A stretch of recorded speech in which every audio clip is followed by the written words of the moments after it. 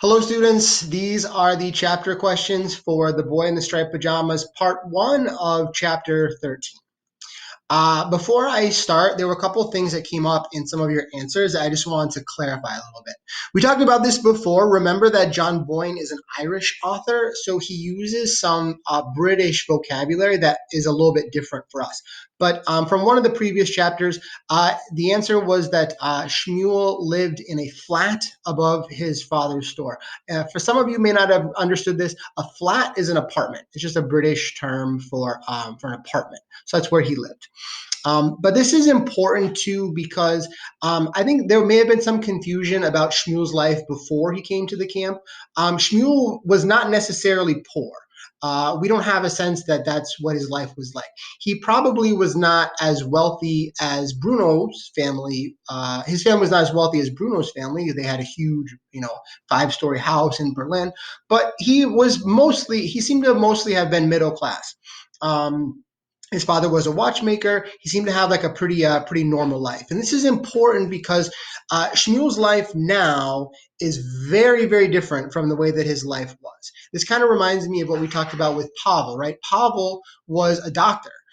He was a very educated man. He seems to have been very successful in his career. So these people are living in awful, horrible circumstances now. But the point is that that's not the way that they lived in their normal lives up until this point. Okay, so let's get into the questions. Number one, why is Bruno not feeling quite so unhappy about his life now? On page 134, he says it wasn't as if he had nobody to talk to anymore. That somebody that he's talking to is Shmuel, so having a friend makes his life much happier. Question two, what does Bruno ask Maria about Pavel? Uh, he's still feeling really confused about whether or not he actually is a doctor or not. He just can't understand how, if he used to be a doctor, why is he now like a waiter? So he asks her about this, and she explains that he used to be a doctor, but he's not anymore. And he's like, well, why? If he used to be a doctor, is he not? Is he still not a doctor? And then she tells him something. She tells Bruno something about Pavel. It's not clear exactly what she tells him, and this is sort of a way that the author kind of builds suspense, right? She confides in him. She's honest with him about the situation, but it doesn't tell us exactly what it is that she told him. Maybe this information will be important later on, but for now, it's a little bit of a mystery. Number three, what jobs do the boys want when they grow up?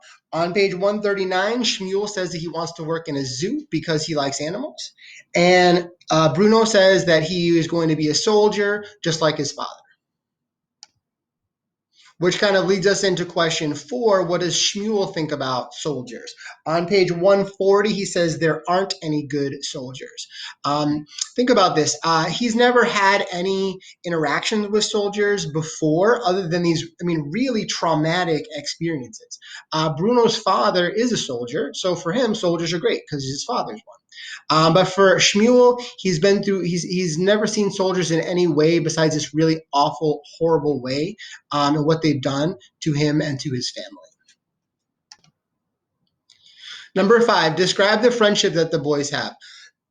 Now, a lot of you said that they have a good friendship, and that's true. It is pretty good in some ways, but it's a little bit more complicated than that. Also, we've talked about this before. The way that Bruno really doesn't understand what's going on, and is also very stubborn. Right? He argues with Shmuel. He says that he's wrong.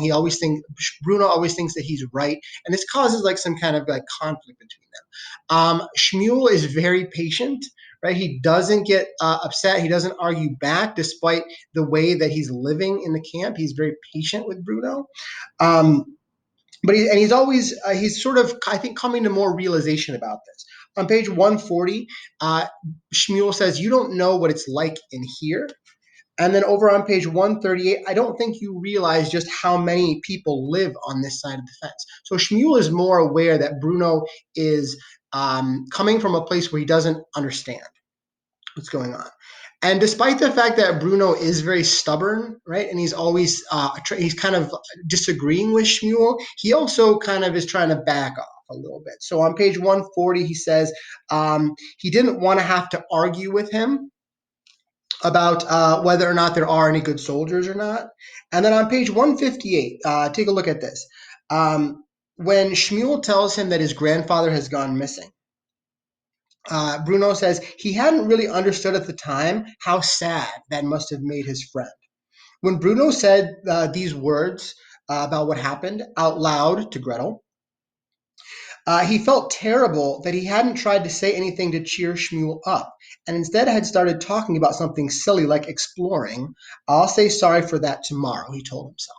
So maybe Bruno was coming to a little bit more realization that he should be understanding and a little bit nicer towards Shmuel.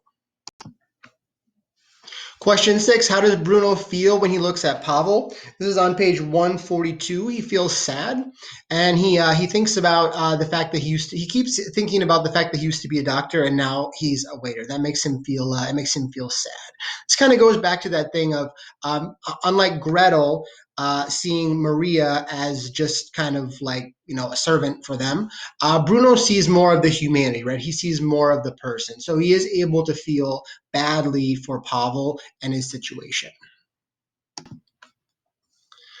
Number 7, how has Pavel's appearance changed since Bruno met him? This is also on page 142. It says he seemed to grow smaller and smaller each week, if such a thing were possible. And the color that should have been in his cheeks had drained away almost entirely. His eyes appeared heavy with tears. The people who live in the camps are not given any food at all, or hardly any food at all. They're living in such horrible conditions with no medical care, no nutrition, no rest. They work till they're exhausted. He's literally wasting away in front of them.